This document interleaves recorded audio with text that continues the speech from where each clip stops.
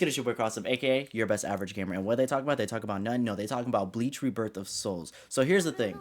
I decided to take a couple of trailers and I forced my soul not to watch these trailers the second they came out. I wanted to clump them together and make it into one video. So today I got 3 character reveals, which is going to be starting with the latest character, Espada number 5, Nodotora, into Ikaku, into Shuhei. So if you guys are new to the channel, make sure to like and subscribe and hit post notifications because I am almost to 500 subscribers, and that is my goal before Bleach Rebirth of Souls comes out. And if you guys are also a little wanting something different from my channel, because I'm not just doing Bleach Rebirth of Souls right now, I'm also doing Ninja Gaiden. Go ahead and check that out. If you guys want to see more of that series, you got to get the last video into 50 likes. So without further ado, let's go ahead and get into our first character. Now, Nodotora, I would assume that he's going to be like a very aggressive character, and then of course when he goes into his resurrection, he's gonna have 6 arms, which I would assume would either extend his combos, make him a little bit different, maybe, or if not, like enhance what his basic moves would kind of do. Okay, hero. So I'm gonna stop. Normally I wouldn't do this, but right now I'm gonna stop it and then actually read it as we go along so that these videos don't get too extended. But hero, gain the block stock by taking the stance. Armor is added to flash attacks and special flash attack, allowing the attacker to interrupt the opponent's attack. The stock is consumed by using it once or being attacked. Okay, so he gets himself armor, which makes sense. He definitely shows off like his hard body during the show, so that makes sense that he would have something like that. Guillotina, a move that uses a scythe that slams down with great force. It will change into the unblockable attack by holding down the input. Oh, okay. And I would assume that you can pair that up with his armor. Don't run away in fear now. Attacks by kicking up the right foot. When the attack lands to the opponent, Nodotora will slash with a scythe, and active Seto has follow-up attack. Okay, so you have to actually connect this attack in order to make it into a Seto. This move is unblockable and will cause a large amount of damage, but the attack's reach is short. Huh, okay, so pretty much he's just going to have armor, he has an unblockable move, and he has range, but it seems like from what I'm watching, he's a bit slow. But now, once he goes into his resurrection, Santera. Ooh, and then now he's got his arms. He's going to be wailing on him. I didn't even read what that was, but it's okay. We're going to go back in just a second to read that. Ooh, Tides of Battle. Boom. Accept your fate. Nodotora Gilga, character with high durability and unguardable attacks. Now, real quick, I'm just going to go back because I did not pause it right around here. So, his Awakening Nodotora performance is enhanced by releasing Santa Teresa. With Resurrection, Nodotora's abilities will not change significantly, but will increase the power that will make reversal more likely to succeed. Okay, well, I guess, okay, he seems like he's going to be a strong character. He has unblockables. His armor is going to be his biggest thing. But I can really tell that he's a bit of a slow character. But now it really just depends if he's going to be able to, like, maybe increase his speed when he gets into his resurrection. But I guess we won't really get to know until we actually see him in play when the game is released. All right, next up on the list, we have Ikaku. Now, okay, so here's my thing with Ikaku. Like, I expected him to make it into this game, but my big thing with him is, which they kind of just showed right there, is his Bunkai. Fun fact, actually, when I was watching Bleach, Ikaku is the person that really got me into Bleach because his fight with one of the Arankars was the first thing that I seen in Bleach.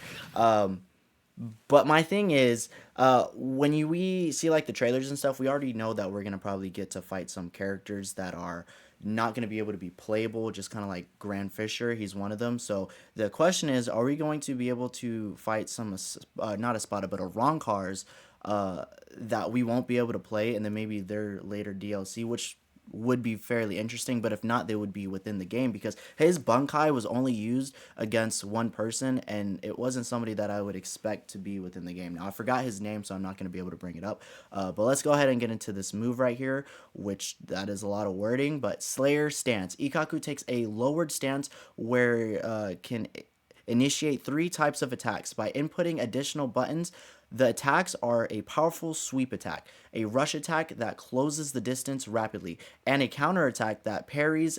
Whoa, he's got a lot going on with just this. That parries an opponent's attack, making the Slayer's stance an important situational move. Okay, so a lot of guessing games with this one. I kind of like where they're going with this character. Very strong ability, I guess, if used correctly. It's my lucky day, an enhanced version of Slayer Stance. 3 different moves are released by inputting various additional buttons from the stance, but the damage is significantly increased compared with the Slayer stance. So he's got a lot of stances. Okay. And then watch closely. For a certain period of time, Ikaku becomes inspired, allowing him to fight with more energy. While watch closely is active, the performance of the signature, oh my god, the signature move, Slayer stance, and the spiritual pressure move, It's My Lucky Day are enhanced. He's gonna be more of a technical type of character for sure. I can tell. I don't know if he's gonna be more technical than Ziopotal, but definitely someone that's going to put on a show for sure. And then his awakening, which I would assume, because I remember how his Bunkai was, where it's like whenever he spins it and the dragon kind of goes up more, the stronger he gets. Although I would assume that he's also a slower character because of that. But awakening by Ikaku's releasing Bunkai, Ryomen Haizokima. Ryomen Haizuki Maru. The Ryomen gauge appears, and the more the gauge turns red, the more damage it inflicts on the opponent.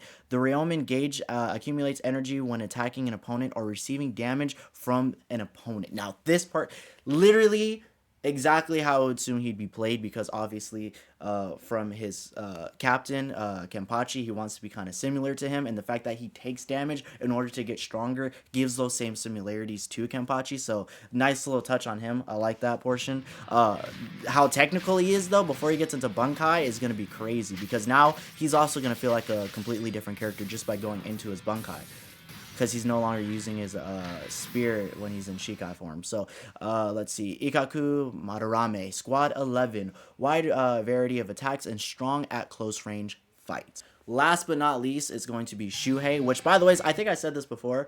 If they keep bringing out a whole bunch of lieutenants or just pretty much squad members, they're going to bring out Momo. I literally don't see them not bringing out Momo. I have a feeling she's going to be the next character, which, by the way, guys, it's not good to do a prediction for Bleach because they always hit us with something random, but I promise you, I bet you Momo is going to be the next character, and then they finally drop the main 3: Espada, Stark, Berdagon, and Hollybow. Because I just don't see them not adding in Momo when they're adding in someone like Shuhei, which is, wow. I love to see it. Love to see this.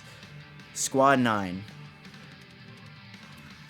The almighty lieutenant of Squad 9, who, wow, that was quick. I forget how fast that'd be. Right here, whoa. Already starting off with gauges. Okay. Fear accumulation. Hizaki's fear will be accumulated by the destruction of the Konpaku or being in the awakening state. Konpaku is, of course, the livestock. The more fear is accumulated, the more damage will increase, and the performance of some of the moves will change. I'm going to assume we're not going to be able to see that, like, completely, what they mean by it's going to change. Spiritual Pressure Move 1, Spiritual Pressure Move 1, which is weird because usually whenever they talk about Hados for a character, it's just a separate move by itself, but it seems like he's got 3 different Hados as one move, which is Hado 31, Hado 33, and Hado 54. Shakaho, which also Rukia has, Sokatsui, and Heian. Depending on the amount of fear you have accumulated, Kido, that Hisagi will fire changes from Shakaho, Sakatsui to Heian. The performance will increase according to the change. Actually, I think I'm pronouncing it wrong. I think it's Heian. A warrior's poise. Take a counterattack, which I would assume this is going to be something that allows him to have like some kind of armor, because poise is something every time I hear it I just think Elden Ring, where it like increases your ability to take hits. So I'm already going to just kind of predict what this is already going to be. Take a counterattack stance with his arms ready. By being attacked during the stance, Hisagi will turn to the opponent's back and attack the active Suzuri Raiden as a follow-up attack. Since the damage will increase depending on the amount of the accumulated fear, it can be reversal moved at the end of the battle. Okay. And then into his Shikai. Oh my god, I know he's gonna be fun, dog. There's no way. Oh my god, his Shikai is so sexy. I can only imagine if they actually added in his Bunkai, maybe in a DLC or number 2 for Bleach Rebirth of Souls. But Awakening, some actions will change by releasing Shikai Kaze Shini. The move of the flash attack will change, gaining Hisagi the means of mid-range attacks. Although the increasement of the performance is not high, it will show his high potential when including the enhancement of the accumulated fear. Oh my god, bro. And of course he's going to have range, but the thing that really makes him crazy is his speed. He doesn't just have range, but the ability to like close the distance while being fast. Characterized by overall easy to control action that is strong against projectiles. I can tell he's going to be like a really easy character. Like, without it being said, he's going to be someone can just like pick up and be able to play like off rip. So he's probably going to be fairly high up the tier.